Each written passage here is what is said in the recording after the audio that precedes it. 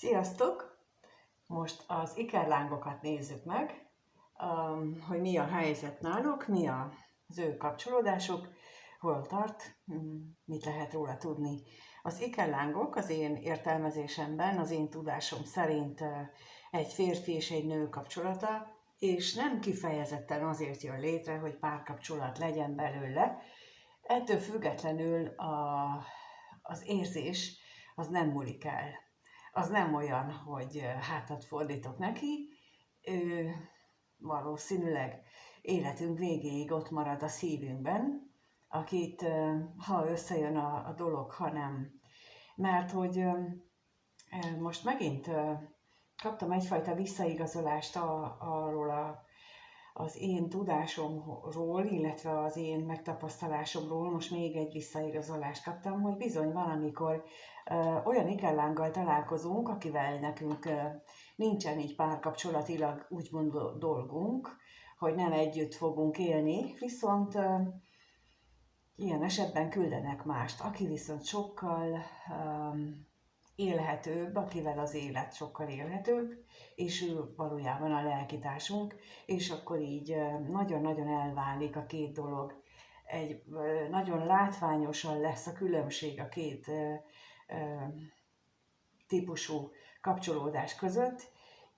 Az én tapasztalatom ez volt, és most, amit látok, most a napokban, tehát hogy a folyamatában látom ugyanazt a megvalósulást, ez egyfajta visszaigazolás, hogy talán az égiek részéről is, hogy jól gondolom azt, amit gondolok. Na, hát akkor megnézzük ezt az ikerlángot, ezt a kapcsolatot, hogy hol tart, és amit menet közben úgy mondok, azt azért mondom, hogy segítsek azoknak, akik úgy gondolják, hogy ilyen kapcsolatban vannak, hogy hogyan lehet ezt megoldani, hogyan lehet ezen keresztül menni, mert egyáltalán nem könnyű, de nem is azért jön, hogy könnyű legyen. Na, megnézzük akkor, hogy mit tudhatunk meg erről a kapcsolatról, mi a jelenlegi állás. Mi a jelenlegi állás ebben az ikerláng kapcsolatban? No, hát egyértelmű, hogy itt nagyon is itt vannak az érzések ebben a kapcsolatban, nagyon is jelen vannak, viszont ahhoz, hogy ebből együtt élős párkapcsolat legyen, annak nagyon sok ellensége van, nagyon sok nehezítő körülmény van, ellenben a kettejük közötti kapcsolat szilárdulása az folyamatosan történik, tehát hogy hiába van ez a sok nehézség, ettől függetlenül a kettejük kapcsolódása erősödik, és egyre kitartóbbá válik. Na, megnézzük itt az ellenséget, hogy milyen külső nehézségek vannak, milyen külső körülmények nehezítik ezt a kapcsolatot.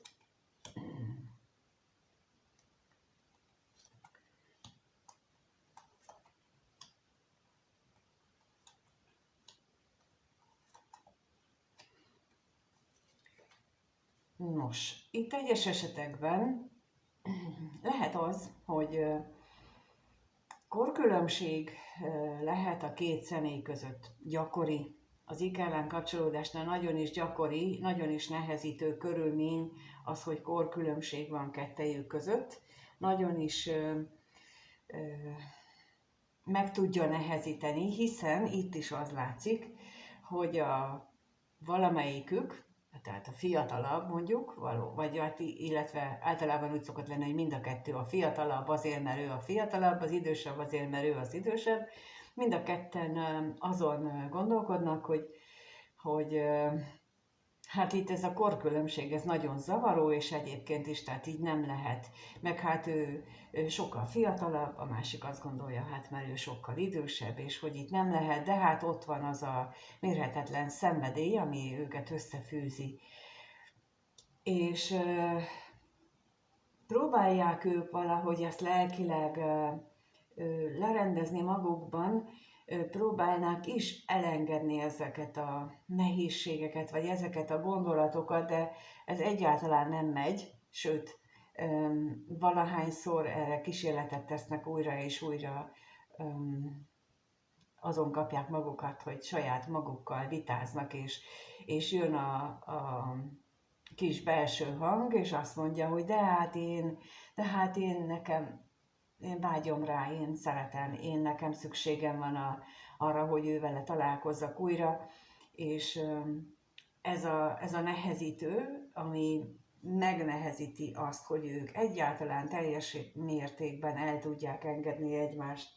Viszont ez egy olyan nehezítő is, ami megakadályozza, hogy a lélek tudjon fejlődni.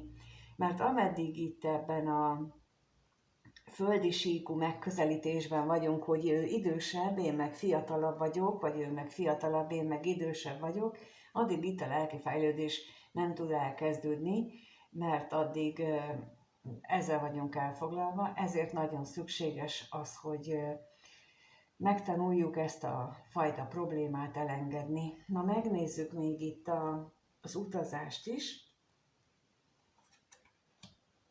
hogy mit tudhatunk meg itt az utazásról.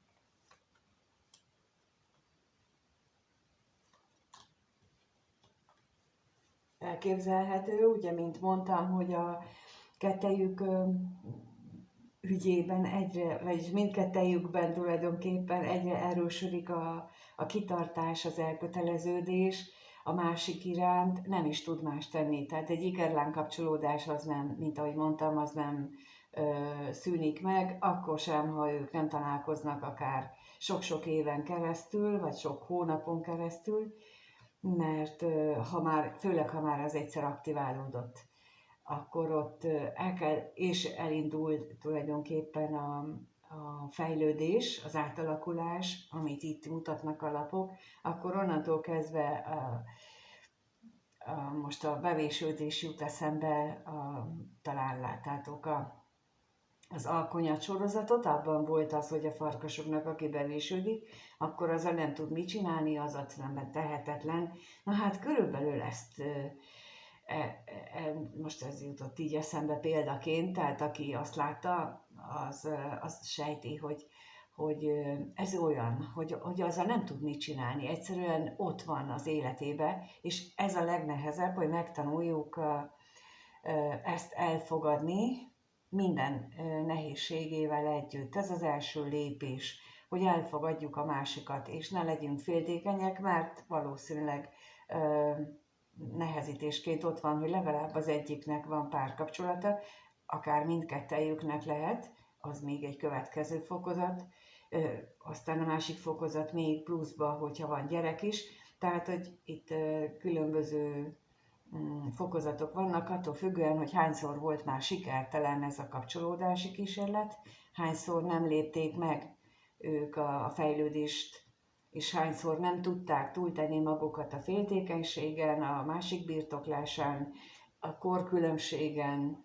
itt mindig egyre nagyobb és egyre nehezebb terhet kapnak, és amikor felismerik egymást, akkor rögtön be is indul ez az ismerem a másikat érzés, és elalélok a jelenlétében érzés.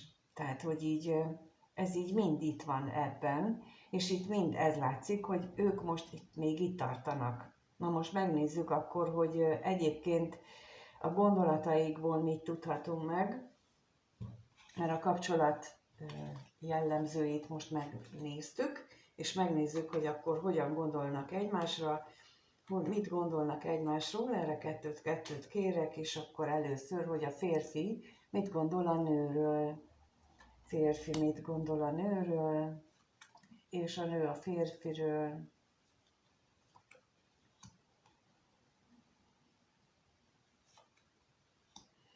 Hát a férfinál azt látom, hogy ő a nehézségeket nézi, azokat, ami őt elbizonytalanítja, azokat a külső körülményeket, amelyek őket akadályozzák, ő arra fókuszál, amikor a nővel kapcsolatos gondolatait látjuk. Na nézzük az ellenséget.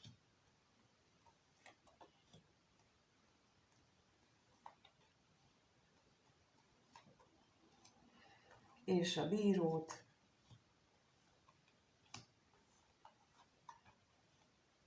Lehetségesnek tartom, hogy neki vagy van gyereke, vagy olyan megújulás van a családi életében,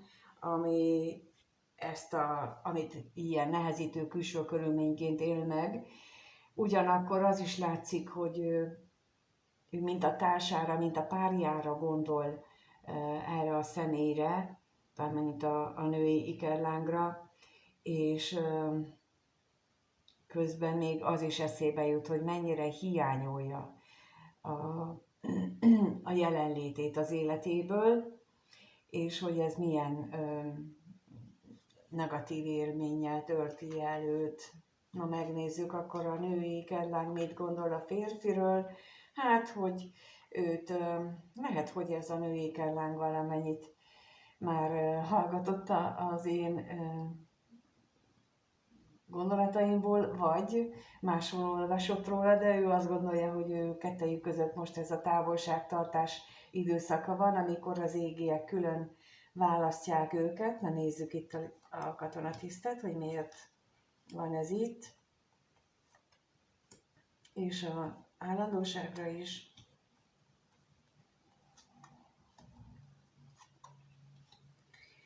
Néhányuknál, akik így a női ikerláng szerepben vannak, eszükbe juthat az is, hogy vajon tényleg szereti a másik, de itt fontos elmondanom azt is, hogy egy ikerláng kapcsolódásnak ez is a lényege, hogy anélkül, hogy bármilyen bizonyíték lenne, neked meg kell tanulni, mind a kettejüknek, meg kell tanulni bízni a belső megérzésükben, bízni a felettesénük, a szellemi vezetőjük, az őrangyaluk, mindegy, hogy minek nevezem, annak a sugallatában, az intuícióban, és tudni, hogy a másik még akkor is szereti, ha nem ad életjelt magáról, hogyha visszavonult, mert hogy itt az látszik, hogy a női ikerláng bizonytalankodik ebben, sokat gondol rá, és mérhetetlenül féltékeny, tehát ő még nem tudta leküzdeni azt, amit itt az előbb is mondtam, hogy nekik meg kell tanulni külön-külön mind a kettejüknek a birtoklási vágyukat leküzdeni, ezért jön létre, illetve ezért aktiválódik a kapcsolódás, hogy ezeket a nehéz terheket, és ezt csak itt a földi síkon tudják megoldani, tehát ezen nem fog változtatni az, hogy életünk végén átkerülünk a láthatatlan világba, ott ezt nem lehet megfejlődni. Ezek földi érzések, földön megtapasztalható érzések, amit itt tudunk, és csak itt tudunk legyőzni, és csak itt tudunk megfejlődni, ezért fontos, hogy tudjuk, hogy mit csinálunk, és merre tartunk. Én ezért csinálom a videókat, hogy ezt elmondjam, meg hát segítsek, aki fordul hozzám, hogy ebben, hogy tud ő maga fejlődni, és hogyan tud ezáltal a társának is segíteni, mert hogy ők hogy elszakíthatatlan kötelékkel össze vannak kötve, és innentől kezdve oda-vissza jár az energia, ahogy érzi egyik a másikat, úgy a másik is érzi az egyiket. Minden jó és rossz dolgával együtt. Na nézzük akkor, hogy milyen érzések vannak. Ha már érzik egymást, akkor milyen érzések vannak egymás iránt, mit éreznek, kettőt kérek itt, és a férfi mit érez a nő iránt. Mit érez a nő iránt, és a nő a férfi iránt. Hát úgy látom, a férfinál az ikerláng társa, az ikerláng párja állandó reményt ad neki, állandó reménnyel tölti el, már csak a létezésénél fogva is. Olyan, minthogyha, és valójában ez is történik, csak amikor ő az érzéseit, az ikerláng nővel kapcsolatos érzéseire gondol, vagy azt érzi, akkor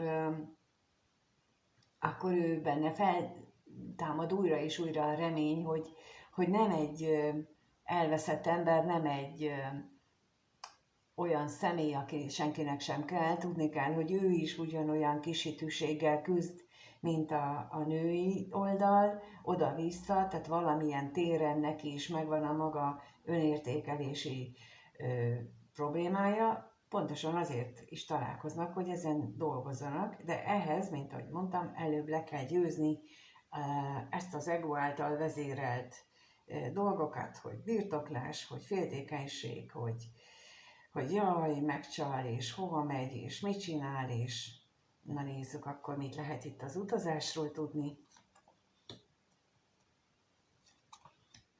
És a reményről.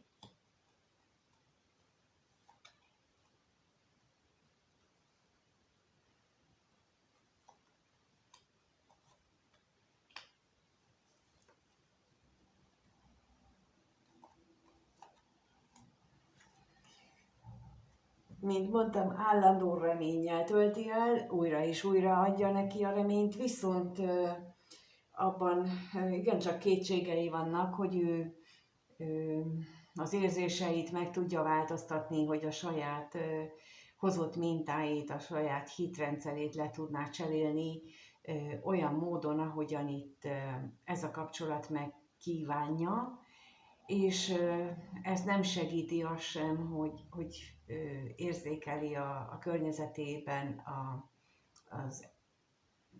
támadásokat, az ellenszegüléseket, és azokat a kommunikációkat, ami tovább rombolja az ő, vagy fenntartja az ő kisítőségét, az önértékelési problémáit, és ez tényleg csak annyira elég, most úgy látom, hogy itt ez a fenntartja a reményt, vagy újra reményt ad neki, hogy ne vesszen el még jobban abban a sötétségben, ahol eddig élt, vagy ahol most is él. Tehát úgy ő úgy érzi, hogy egy ilyen lelki sötétségben van, és abban a fénysugár, ez a női ikerláng. A női ikerláng részéről pedig inkább azt látom érzésileg, hogy amiatt vannak benne problémák a saját érzési világában, hogy az elengedése nem megy. És próbálom, tehát én nem tudom, itt sokszor elmondom, hogy nem lehet elengedni. Tehát egyszerűen meg kellene már értenünk, aki ilyen ikerláng kapcsolódásban van, hogy nem lehet elengedni a másikat. Meg lehet tanulni vele, ezzel együtt élni, meg lehet tanulni azt, hogy ő a részem, és ő külön van tőlem, ő egy olyan lélekrész, ugye sokszor lehet ilyeneket hallani, hogy hívjuk vissza a lélekrészeinket, meg egyebek. Nos, az egy dolog, az ikerláng egy ilyen lélekrészünk, aki nem velünk van, és nem is lehet ezért elfelejteni. Nem tudunk nem tudomást venni róla, mert ő van. Ha nem gondolunk rá, akkor is van. Ha gondolunk rá, akkor is van. Tehát nem tudjuk elveszejteni, nem tudjuk elengedni, és ezzel megint csak lehet időt tölteni, időt húzni, hogy azon dolgozok, hogy elfelejtsem őt. Azon dolgozhatok, hogy ne legyek vele kapcsolatosan féltékeny, hogy ne legyenek vele kapcsolatosan elvárásaim, hogy ne legyenek szokványos megítéléseim. Na, ezen lehet dolgozni, ezeket el lehet engedni. Például az elengedés élő bejelentkezéseim, webinárjaim, az pontosan erről szólnak, hogy ezt, ahogyan mi gondolkodunk hétköznapi ésszel, ezt valójában az elménk hogyan gondolja, és hogy lehet vele megértetni, hogy tulajdonképpen mi mit szeretnénk elengedni. Mert amikor azt mondjuk, hogy én el szeretném engedni a félelmeimet, hát 125 féle félelem van, mondjuk, de van akár több is. És ő nem tudja, hogy melyiket engedje el, és melyiktől akarunk megszabadulni, ezt pontosan meg kell fogalmazni, és akkor erről beszélek az élő bejelentkezéseken, amire bármikor ingyenesen lehetett csatlakozni, meg lehet majd ezután is. és hogy pont ilyeneket segítsen. Na, nézzük még itt a bíróra, mit tudhatunk meg, hogy miért van itt ez a bizonytalanság, mi táplálja ezt a bizonytalanságot, és a bosszúságra is.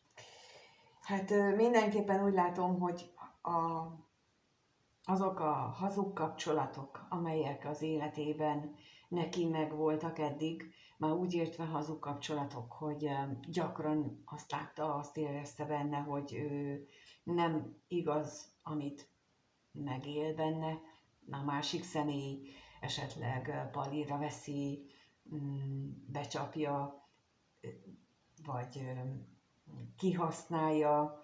Tehát, hogy ezek a megtapasztalások, korábbi megélések, vagy hitrendszerek azok, amelyek az ő bizonytalanságát táplálják, és emiatt is van az, hogy ő szeretne megszabadulni ettől a kapcsolattól, mert ez is olyan, mert hasonlót már látott, és biztos, hogy ez az ikerláng, biztos, hogy olyan tulajdonságokat is mutat, amivel már találkoztunk, ugyanis pontosan azért jön, hogy ezt megtapasztaljuk, és ezt feldolgozzuk magunkban, hogy amit ő benne látunk, azt ő benne könnyebben elfogadjuk, mert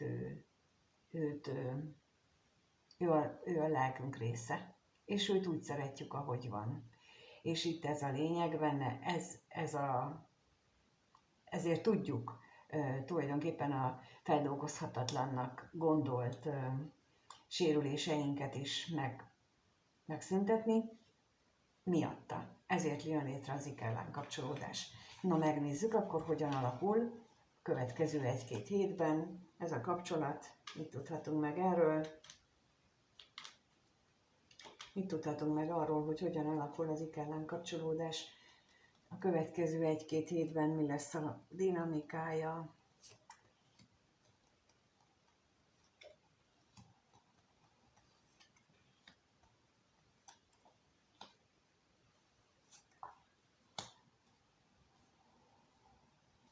Hát nem lesz egy örömünnep, azt mondom, viszont láthatóan néhány veszteségérzés, néhány érzés, amit korábban úgy éltünk meg, hogy jaj, az úgy nem jó, az talán feloldódik, talán átalakul.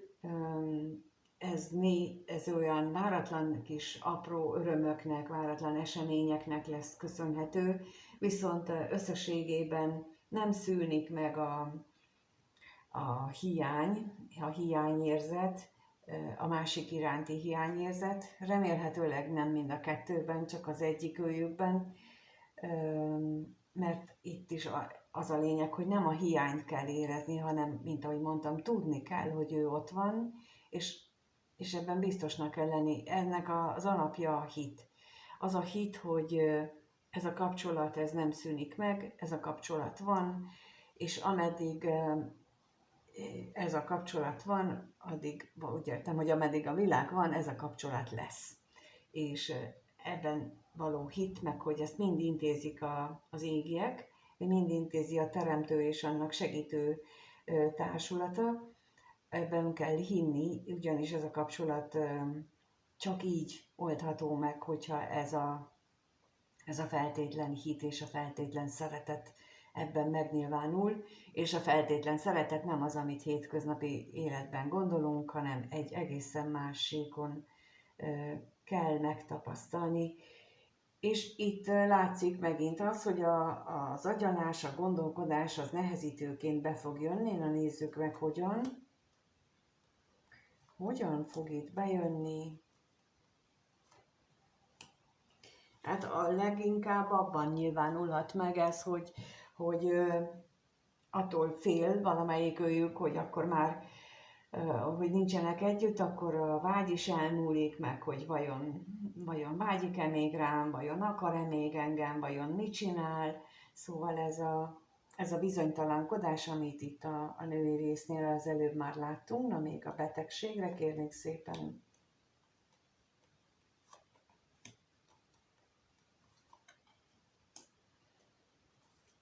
Hát hát ez lelkileg is megviseli mindenkit, az kétségtelen, hogy mind a két felet megviseli, és az is igaz, hogy nagyon fontos lenne az, hogy itt a szeretetet azt úgy megéljük, így lelkileg úgy élni meg, hogy ez stabilan, tudjuk, hogy ha mi szeretjük őt, akkor ő is szeret minket. Nem baj, hogy nem mondja, nem baj, hogy ezt nem tapasztaljuk meg minden nap, mert ennek a kapcsolatnak nem ez a célja, és ha ezt így elfogadjuk, akkor onnantól kezdve tudunk már valójában könnyíteni a saját életünkön, a megéléseinken, ehhez a kapcsolathoz viszonyítva és a világ többi dolgában is, mármint a saját világunk többi életterületén is.